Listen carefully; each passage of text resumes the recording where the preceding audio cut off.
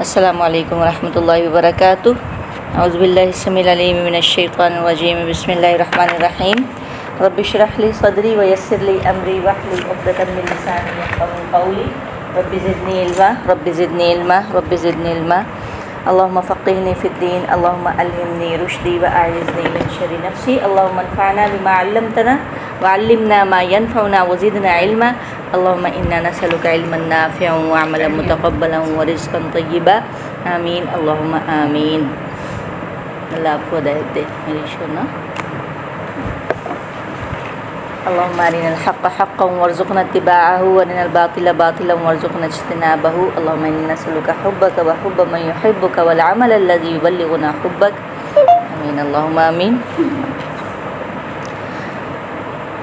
سورۃ الانفال اور سورۃ الانفال کی انشاءاللہ آج ہم آیت نمبر 61 سے 63 تک پڑھیں گے انشاءاللہ، 63 یا 64 تک۔ پیچھے جو ہم نے آیات پڑھی ہیں ان میں پڑھا ہے معاہدے کے بارے میں کہ عہد آپ جو ہے وہ اگر کسی سے کرتے ہیں اور اس سے توڑنے کا خوف ہوتا ہے، اندیشہ ہوتا ہے، تو پھر آپ اس سے وعدہ خلافی نہ کریں۔ یعنی آپ دیکھ رہے ہیں تو آپ آمنے سامنے رکھ کے، یہ آپ پوچھ رہے تھے الیہم علی سوائن، ان کی طرف آپ پھینک دیجئے یا ڈال دیجئے واضح طور پہ آمنے سامنے رکھ کے، تاکہ انہیں معلوم ہو جائے کہ معاہدہ توڑا جا رہا ہے، ٹھیک ہے، ان کے علم میں ہو یہ بات۔ اور بے شک اللہ خائن ان کو پسند نہیں کرتا۔ اب پھر آ رہا ہے کہ وہ ہرا نہیں سکتے اگر وہ بچ کے نکل بھی گئے ہیں۔ پھر یہ قرآن کی بڑی ہی بہترین آیت آئی ہے کہ وَأَعِدُّوا لَهُم مَّا اسْتَطَعْتُم مِّنْ قُوَّةٍ، کہ تیاری رکھو دشمنوں کے مقابلے میں جتنی تم استطاعت، جو بھی تھوڑا بہت۔ وہ بندہ تیر بنا سکتا ہے نا، تیر تراش سکتا ہے، تیر بنا سکتا ہے تو بھی بنائے۔ پہلے آپ کو پتہ ہے لوہے کے یا ان چیزوں کے تھوڑی تیر ہوتے تھے، لکڑی کے بھی بنائے جاتے تھے اور طرح سے بھی تیر تراشے جاتے تھے۔ تو ایک اگر آپ اللہ کی راہ میں ایک تیر ہی تراش سکتے ہیں نا تو وہ بھی کریں۔ من قوتین میں نکیرہ ہے، اس میں ہر قسم کی قوت۔ اگر آپ میزائل بنا سکتے ہیں تو آپ میزائل بنائیں، ٹھیک ہے۔ تو اگر آپ تیر بنا سکتے ہیں، ایک چھوٹی سے چھوٹی چیز کی بات ہو رہی ہے، کیونکہ تیر سے کم تو میرے خیال میں اب پھر وہ کوئی نہیں ہوگا، تو یہ بھی آپ کریں۔ اور پھر بندھے ہوئے گھوڑوں کی بات آئی ہے، اور پھر اور اس کے علاوہ اللہ کے دشمن اور تمہارے دشمن، اور اس کے علاوہ وہ ایسے جنہیں تم نہیں جانتے، اللہ جانتا ہے۔ اللہ کی راہ میں خرچ کرو، چاہے تھوڑی سی ہی کوئی چیز ہو کیوں نہ ہو، اس کا پورا بدلہ دیا جائے گا، اور اس چیز کا جو ہے اللہ تعالیٰ 700 سے بھی بڑھا کے اللہ کا اجر پھر کتنا ہے یہ اللہ ہی بہتر جانتا ہے۔ وَإِنْ، اور اگر جنحوا، وہ مائل ہوں، جنح مائل، جنح کسے کہتے ہیں آپ کو پتہ ہی ہے کہ پرندے جب اپنے پر کھولتے ہیں اور اس کے پروں کے لیے بھی استعمال ہوتا ہے۔ تو اگر وہ مائل ہوں، جھک جائیں، یعنی مانند جیسے کوئی پرندہ اپنے پروں کو نرم کرتا ہے اس طرح سے جھک جائیں، للسلم، صلح کے لیے، سلامتی کے لیے، امن کے لیے۔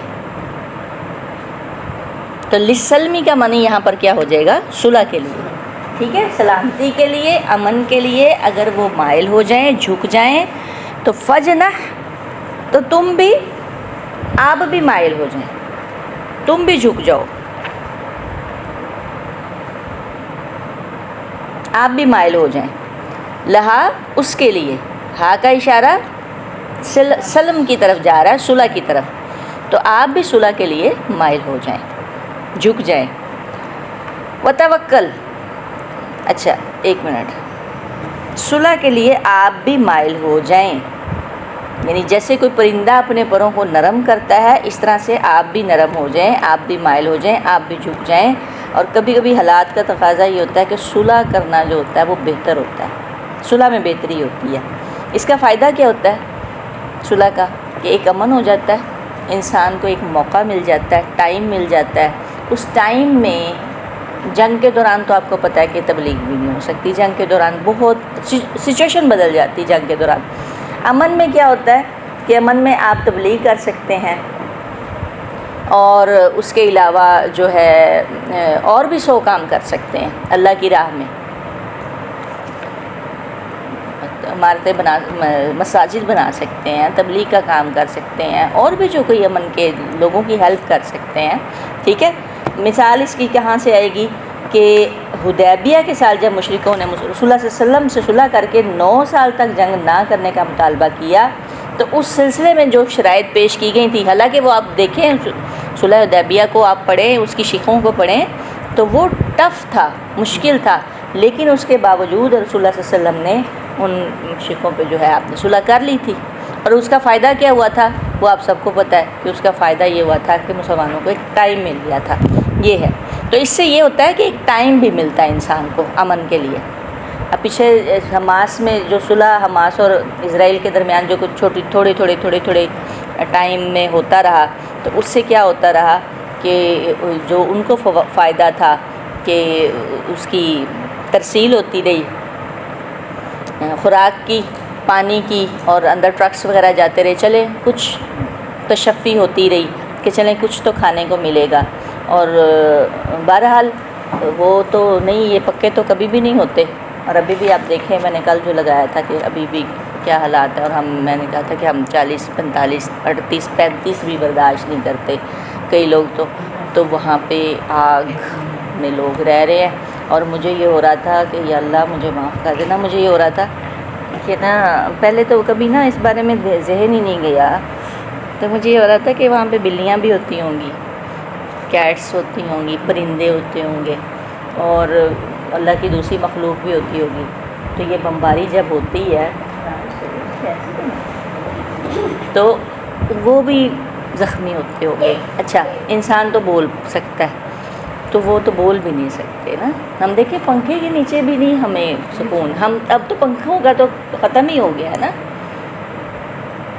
اب تو پنکھوں کے نیچے، پنکھے کا تو ختم ہو گیا ہے. عام طور پہ بھی آپ ویسے ہی کمرے میں بیٹھ نہیں سکتے، تو جائے کہ آپ تو بہت، میں کہتی ہوں کہ کیا بندہ ان کو کہے. آگے آپ پڑھیں گے کہ تم میں سے کوئی شخص اس وقت تک مومن نہیں ہو سکتا. پتہ نہیں کیا ہے، اللہ تعالیٰ کی کیا حکمت ہے، اور کیوں ان کے دل اتنے پتھروں جیسے ہو گئے عرب کے. اتنا پیسہ ہے، اتنی مال و دولت ہے، اتنا سب کچھ ہے، لیکن اس کے باوجود سینے میں دل نہیں ہے. اچھا آگے اللہ کہہ رہے ہیں اگر آپ ان کے لیے صلح کے لیے مائل ہو جاتے ہیں تو وتوکل علی اللہ، توکل کیجیے اللہ پر. اللہ پہ توکل کر کے یہ کام کرنا ہے. اللہ پہ توکل سے مراد کہ صلح میں مسلمانوں کو اس بات کا بھی خوف ہوتا ہے کہ کافر دھوکہ نہ دے دیں، اور یہ کہ صلح سے صرف وقت اور مہلت حاصل کر کے کفار فائدہ نہ اٹھا لیں. اللہ تعالیٰ نے واضح کر دیا کہ اگر کوئی مکر اور فریب کرے گا تو ان کے مقابلے میں مومنوں کے لیے اللہ ہی کافی ہے. ٹھیک ہے. توکل اللہ پہ کرنا ہے، ان پہ نہیں کرنا. انہو بے شک وہ هو السمیع العلیم، خوب سننے والا، خوب جاننے والا ہے. اگر آپ سے کوئی صلح کا معاہدہ کرتا ہے، اگر کیا پتہ تو ہے ہی ہے کہ وہ بدعہدی کریں گے، یہ تو پتہ ہی ہے، ابھی بھی ہو رہی ہے، لیکن چلے بہرحال بے شک اللہ خوب سننے والا، خوب جاننے والا ہے. وَإِن يُرِيدُوا، اور اگر وہ چاہیں، أَن يَخْدَعُوكَ، خدع دھوکہ دینے سے نکلا ہے. خدع کسے کہتے ہیں؟ اس کا لفظی معنی کیا تھا؟ اس کے جو ہم نے یعنی ایک لفظی معنی پڑھا تھا کہ کیا کہتے ہیں کہ کپڑے کا ایسے تہ لگانا اور اس سے داغ چھپانا، یعنی کپڑے کو ایسے فولڈ کر دینا اور پھر جس سے اس کا جو داغ ہے یہ وہ چھپ جائے. تو اس کو اصل میں اس کا معنی جو ہے نا وہ لغت میں یہی ہے کہ پھر وہ آ جاتا ہے کہ دھوکہ دینا. اگر وہ دھوکہ دیں آپ کو، رسول اللہ صلی اللہ علیہ وسلم کی طرف یہ اب اشارہ جا رہا ہے، تو فإن حسبک اللہ، تو بے شک کافی ہے آپ کو اللہ. دھوکہ تو وہ دیں گے، دھوکہ تو وہ دیں گے. رسول اللہ صلی اللہ علیہ وسلم سے کہا جا رہا ہے اگر وہ آپ کو دھوکہ دینے کا ارادہ کریں تو اے محمد صلی اللہ علیہ وسلم، اگر آپ کو ان کی طرف سے خیانت کا اندیشہ تو اس اعتبار سے کہ وہ صلح کی طرف مائل ہو کر اور آپ کی طرف جھک کر دھوکہ دینا چاہیں تو بے شک اللہ آپ کو کافی ہے۔ اور سیدنا جو مجاہد ہیں رحمہ اللہ کہتے ہیں، مفسر ہیں، اسکالر ہیں، وہ کہتے ہیں کہ یہ اشارہ بنو قریظہ کی طرف تھا۔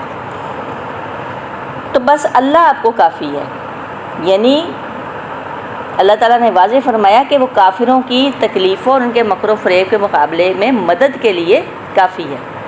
اس کے بارے میں آتا ہے کہ اس آیت کے نزول کے بعد رسول اللہ صلی اللہ علیہ وسلم کو عمر بھر کبھی ایسا اتفاق نہیں ہوا کہ دشمنوں کے دھوکہ فریب سے کوئی گزند پہنچی ہو۔ اس آیت کے بعد اسکالرز کہتے ہیں کہ یہ وعدہ رسول اللہ صلی اللہ علیہ وسلم کے لیے ایسا ہی ہے جیسا کہ واللہ یعصمک من الناس، ایک آیت آتی کا وعدہ، کہ اس آیت کے نزول کے بعد رسول اللہ صلی اللہ علیہ وسلم نے اپنی نگرانی کرنے والے صحابہ کرام کو بھی مطمئن اور سبکدوش فرما دیا تھا۔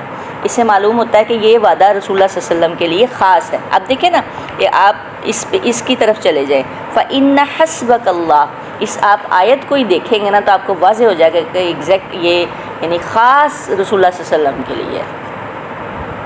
لیکن بہرحال خاص رسول اللہ صلی اللہ علیہ وسلم کے لیے بھی ہے اور عام انسانوں کے لیے بھی ہے کہ اگر وہ اللہ پہ بھروسہ کرتے ہیں اور دھوکہ تو وہ دیں گے تو پھر اللہ ہی آپ کو کافی ہے، پھر آپ اللہ پہ بھروسہ رکھیں، ٹھیک ہے۔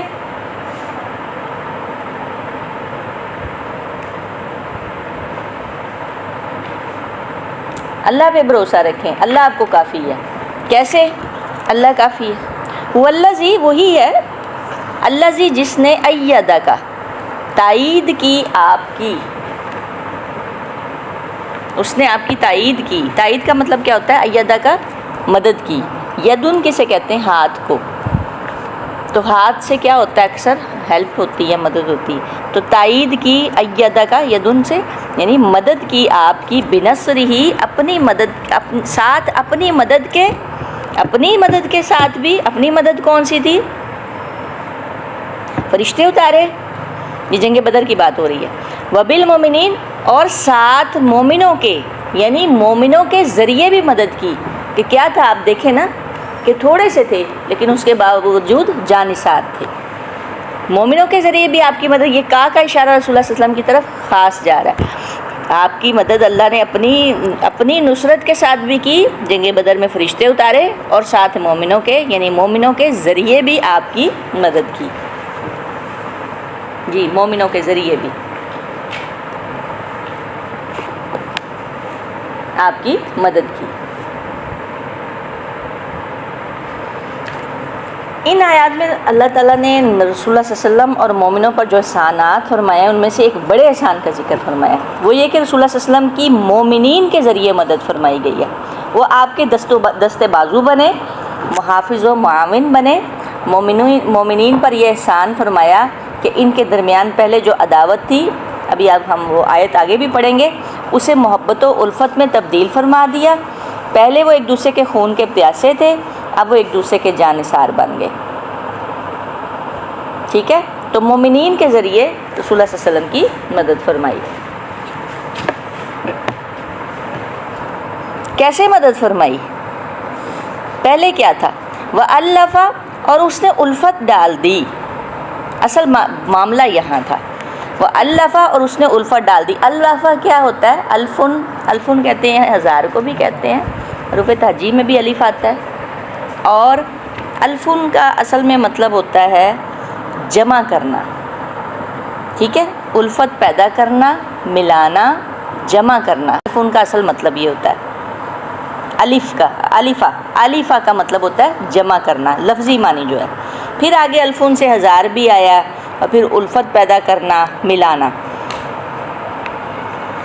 اس نے الفت پیدا کر دی، الفت ڈال دی، بین قلوبہم، ان کے دلوں کے درمیان۔ کن کے؟ صحابہ کرام کے دلوں کے درمیان۔ لو، اگر، انفقتا، خرچ کرتے آپ، ما فی الارض، جو کچھ زمین میں ہے، جمیعاً سارے کا سارا، ما تو نہ، پہلا ما کس لیے آیا؟ جو کچھ کے لیے، جو کچھ بھی، جتنا بھی ہے زمین میں سارے کا سارا۔ دوسرا ما نہیں، مائے نہیں کے بارے میں آیا، ٹھیک ہے، کیونکہ آگے لا کی نہ آ رہا ہے اس لیے۔ تو ماں نہیں الفتا الفت ڈال سکتے تھے آپ، الفتا، تا کا اشارہ رسول اللہ صلی اللہ علیہ وسلم کی طرف ہے. یوسف آپ اس کو چھوڑو، یوسف آپ اس کو چھوڑو. ما الفتا تو نہ الفت ڈال سکتے آپ بین قلوبہم ان کے دلوں میں، یعنی صحابہ کرام کے دلوں میں. ولیکن اللہ، لیکن اللہ نے الف الفت ڈال دی بینہم ان کے درمیان، انہ عزیز حکیم، بے شک وہ بہت زبردست ہے، حکمت والا ہے. آپ کا رسول اللہ صلی اللہ علیہ وسلم کا جو سب سے بڑا کارنامہ تھا نا، وہ یہی تھا کہ آپ نے دلوں کو جوڑا ہے.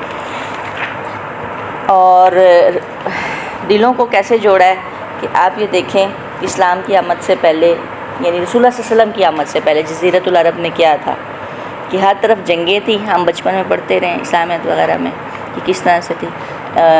اوس اور خزرج کے واقعات پڑھتے رہے ہیں کہ ان کی تو پکی دشمنیاں ہوتی تھیں، کتنے سالوں جنگیں چلتی رہتی. ٹھیک ہے، تو آپس کی دشمنیاں، فسادات، لڑائیاں، عداوتیں، لڑنا جھگڑنا نا ان کا پسندیدہ مشغلہ تھا. وہ خوش ہوتے تھے لڑ جھگڑ کے، یہی ان کا تھا کہ وہ خوش ہوتے تھے لڑ کے. ٹھیک ہے، اچھا، اور اس کو کیا سمجھتے تھے؟ بہادری، جرأت اور شجاعت سمجھتے تھے کہ ہم لڑ رہے ہیں.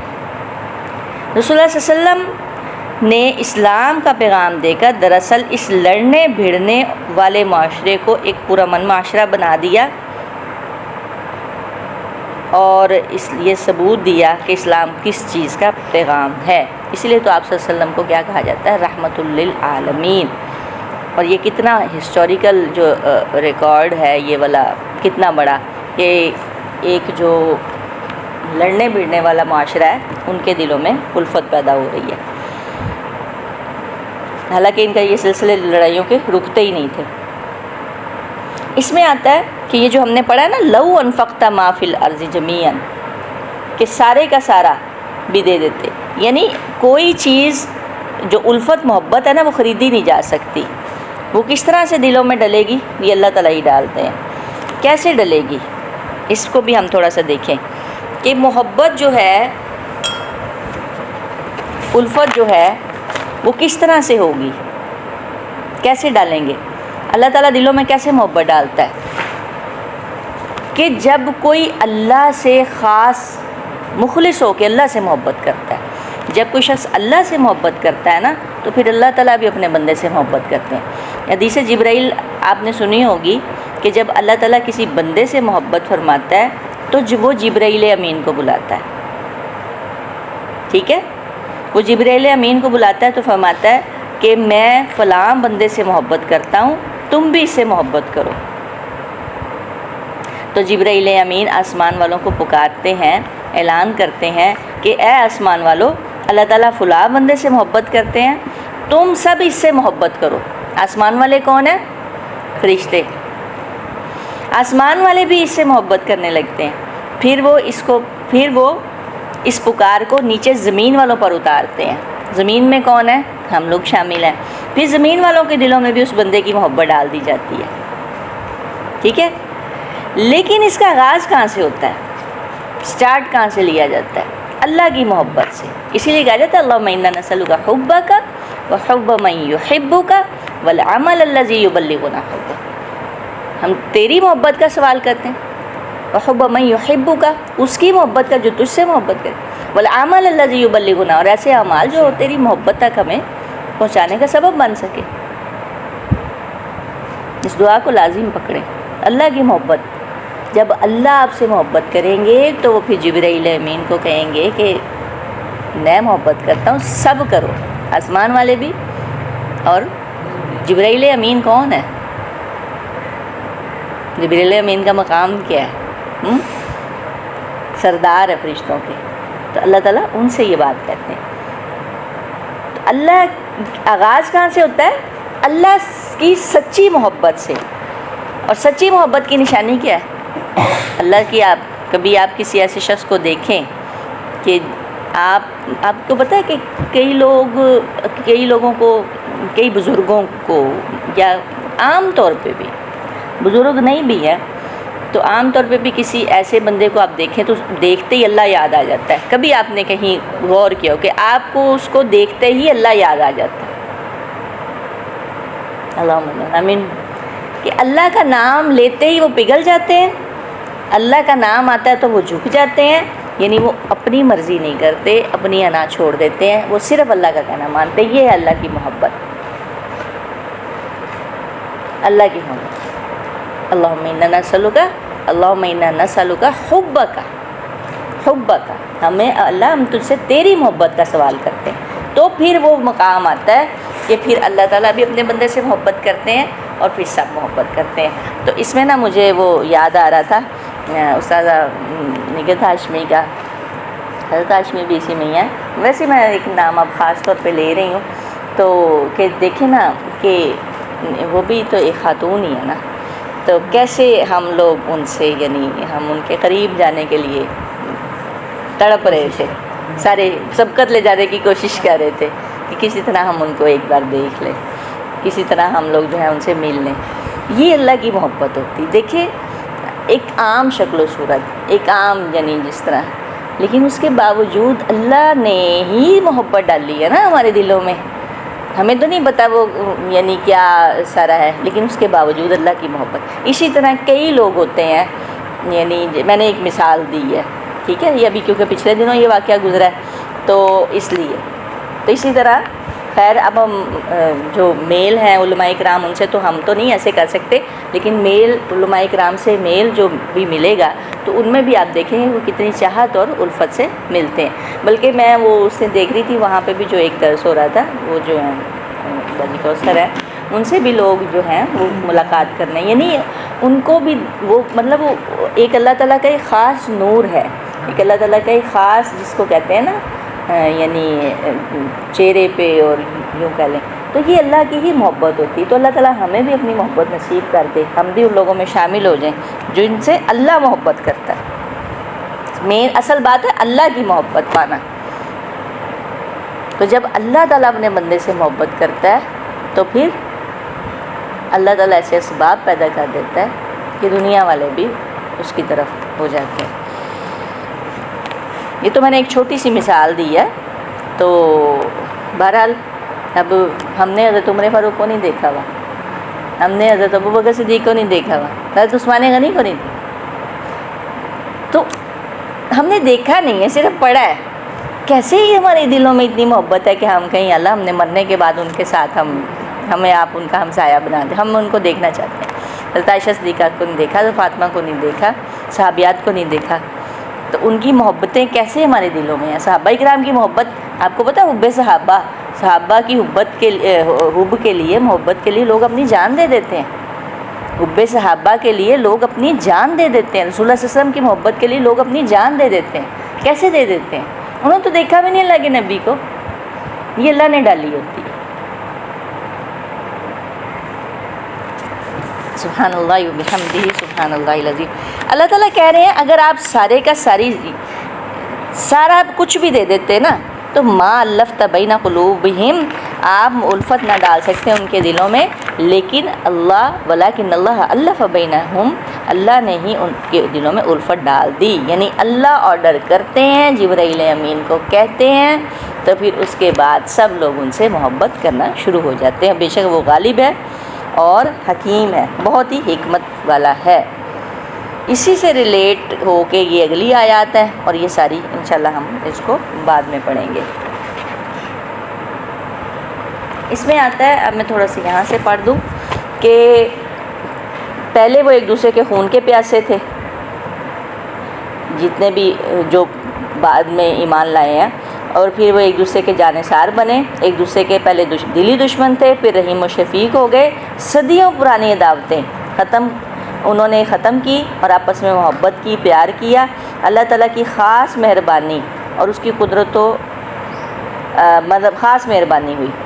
اچھا، ورنہ یہ ایسا کام تھا کہ دنیا بھر کے خزانے بھی اس پر خرچ کر دیے جاتے تو بھی جو ہے یہ آپس میں ایک دوسرے سے محبت نہ کر سکتے. سورہ آل عمران میں آتا ہے اذ کنتم اعداء فالف بین قلوبکم. کیا آتا ہے؟ کہ وہ وز کرو، یاد کرو نعمت اللہ، اللہ کی نعمت کو۔ اللہ کی نعمت سے مراد یہاں پر کیا ہوگا؟ اسلام ہوگا جو اس نے تم پر کی۔